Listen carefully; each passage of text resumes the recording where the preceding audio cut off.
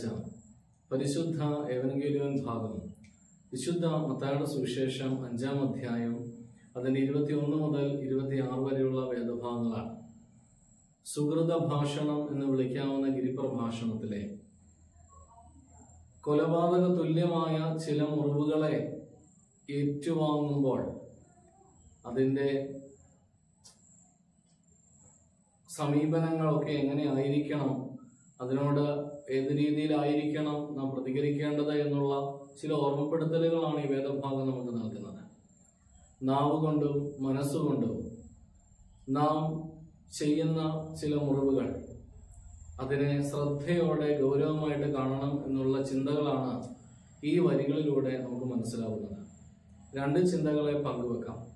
ഒന്ന്, സഹോദര സ്നേഹത്തെക്കാൾ വലിയ ബലിയർപ്പണമില്ല എന്നുള്ള ചിന്ത. സ്നേഹം കൂടുമ്പോൾ സ്വാതന്ത്ര്യം കൂടും. ഒരാളുടെ സ്നേഹത്തെ ഉൾക്കൊള്ളുക എന്നാൽ അയാൾക്ക് തൻ്റെ ഉള്ളിൽ കൂടുതൽ സ്വാതന്ത്ര്യം നൽകുക എന്നാണ് അർത്ഥം. മറ്റൊരാളുടെ ജീവിത സൗന്ദര്യത്തെ മോഹിച്ച് അയാളെ സ്നേഹിച്ച് അയാളോട് അടുത്ത് ചെല്ലുമ്പോഴാണ് മനസ്സിലാവുന്നത് തന്നേക്കാൾ ഇദ്ദേഹം ധാരാളം കുറവുകൾ ഉള്ളയാളാണ് എന്ന്. അവിടെയാണ് പലപ്പോഴും സൗഹൃദങ്ങൾ ഉടക്കിപ്പോകുന്നതും സഹോദര ബന്ധങ്ങൾ ഇല്ലാതാവുന്നതും. താൻ നിർമ്മിച്ചു വെച്ച ചില സ്നേഹത്തിന്റെ മാനദണ്ഡങ്ങൾ അവിടെ പൊളിഞ്ഞ് വീഴുന്നു. എന്നാൽ ഈ മാനദണ്ഡങ്ങൾക്കനുസരിച്ച് ആ സ്നേഹബന്ധം ഉലച്ചാൽ അത് ജീവിതത്തിൽ അത് വലിയ പ്രത്യാഘാതങ്ങൾ ഉണ്ടാക്കുമെന്ന് ഈ ഭാഗം നമ്മെ പഠിപ്പിക്കുക. അങ്ങനെ വരുമ്പോഴാണ് മറ്റുള്ളവരെ നിസ്സാരരെന്നും മൂഢരെന്നും ഒക്കെ നമുക്ക് വിളിക്കാനും മനസ്സുകൊണ്ട് ചിന്തിക്കാനും ഇടയാവുന്നത്.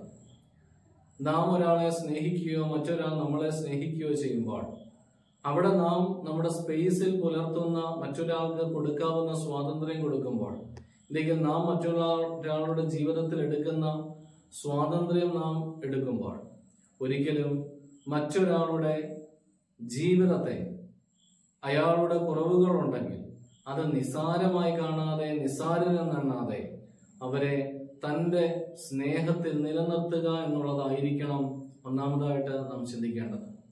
സഹോദര സൗഹൃദ ബന്ധങ്ങളെല്ലാം നിലനിൽക്കേണ്ടത് ആ തലത്തിലാണ്.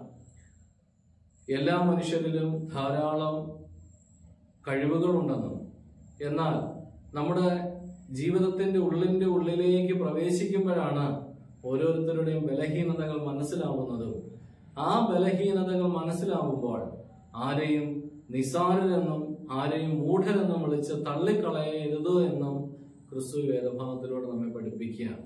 അതുകൊണ്ട് ആ സഹോദര സ്നേഹത്തിന്റെ വലിയ ബലിയർപ്പണങ്ങളാണ് നമുക്ക് ഈ ലോകത്ത് നിർവഹിക്കുവാനുള്ളത്.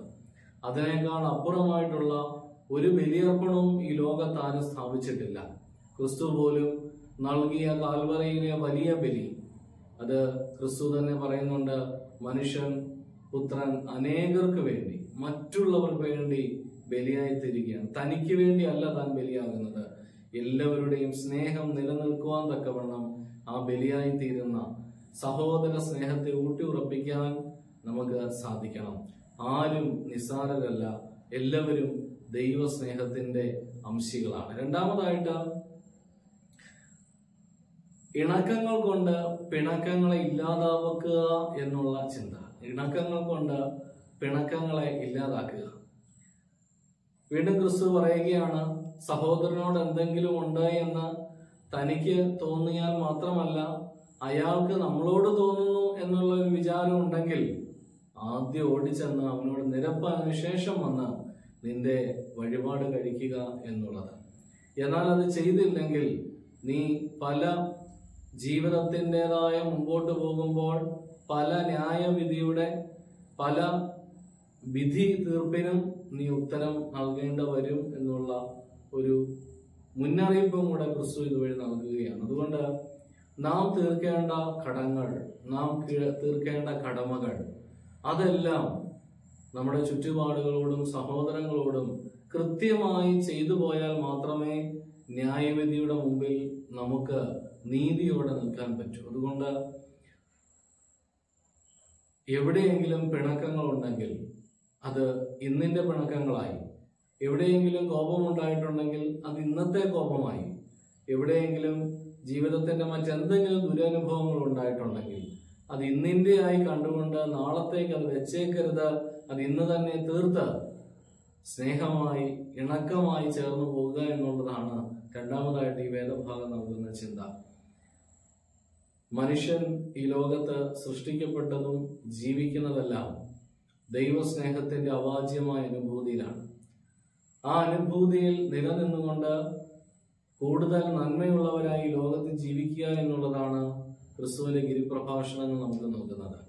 ആ രീതിയിൽ നാവുകൊണ്ടും മനസ്സുകൊണ്ടും മറ്റുള്ളവരെ മുറിവേൽപ്പിക്കാതെ സ്നേഹം കൊണ്ട് കീഴ്പ്പെടുത്തുവാനും സ്നേഹത്തെ മാനദണ്ഡങ്ങൾ കൊണ്ട് അളക്കരുതെന്നുള്ള വലിയ ചിന്ത ഈ വേദഭാഗം നമുക്ക് നൽകുകയാണ്. കലിംഗ യുദ്ധം കഴിഞ്ഞ അശോക ചക്രവർത്തി യുദ്ധഭൂമിയിലൂടെ നടക്കുകയാണ്. അനേകം ശവശരീരങ്ങൾ കണ്ട് അതിന്റെ ദുർഗന്ധങ്ങൾ വമിച്ച് ആ ചക്രവർത്തി അത് മടുത്ത് തിരികെ പോരുകയാണ്.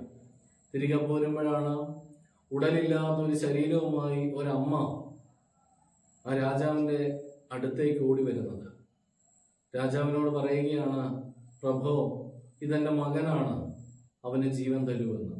അപ്പോൾ രാജാവ് പറയുകയാണ്, അമ്മേ, ഞാൻ ചക്രവർത്തിയാവുന്നേ ഉള്ളൂ, ഞാൻ ദൈവമല്ല, എനിക്ക് ജീവൻ കൊടുക്കാനുള്ള ശക്തിയൊന്നുമില്ല. ഉടനെ അമ്മ തിരിച്ചു ചോദിക്കുകയാണ്, അങ്ങനെ ജീവൻ കൊടുക്കാൻ കഴിവില്ലായിരുന്നുവെങ്കിൽ പിന്നെ എന്തിനാണ് എന്റെ മകന്റെ ജീവൻ എടുത്തത്? ജീവൻ കൊടുക്കാൻ കഴിവുണ്ടെങ്കിൽ മാത്രമേ ഇങ്ങനെ ജീവൻ എടുക്കാവൂ എന്ന്. അന്നു മുതൽ അശോക ചക്രവർത്തി യുദ്ധത്തോട് വിട പറയുകയാണ്. നമ്മുടെ ചുറ്റുപാട് നടക്കുന്ന യുദ്ധങ്ങൾ, കോപിപ്പീൻ, നിങ്ങൾ പാപം ചെയ്യരുത്. കോപം ക്ഷണനേരത്തേക്ക് മാത്രമേ ഉള്ളൂ. പക്ഷെ അതിനെ വളർത്തി വൈരാഗ്യമായി, വിദ്വേഷമായി, വർഗീയതയായി രാജ്യം രാജ്യത്തോട് യുദ്ധങ്ങൾ ചെയ്ത് ഇന്നും ഫലസ്തീനിൽ 7000-ലധികം പേർ മരിക്കുമ്പോഴും ഇസ്രായേലിൽ 1000-ലധികം പേർ മരിക്കുമ്പോഴും ഇതെല്ലാം ക്ഷണനേരത്തേക്കുള്ള ഒരു കോപത്തിൽ നിന്നാണ് ഉണ്ടാകുന്നത് എന്ന് നാം ചിന്തിക്കാതെ എത്രയോ ജീവനുകളെയാണ് ഈ ലോകത്ത് നഷ്ടപ്പെടുത്തി കളയുന്നത്. അതുകൊണ്ട് വർഗീയതയിലേക്കും വിദ്വേഷത്തിലേക്കും വളർത്തുന്ന, മറ്റുള്ളവരെ നിസ്സാരമായി എണ്ണുന്ന ആ ജീവിതശൈലിയിൽ നിന്ന് മാറ്റി എല്ലാ മനുഷ്യരും ദൈവസ്നേഹത്തിന്റെ അംശികളാണെന്ന് മനസ്സിലാക്കിക്കൊണ്ട് നമുക്ക് നമ്മുടെ സ്നേഹത്തെ കൂട്ടാം, വിദ്വേഷത്തെ വെറുക്കാം.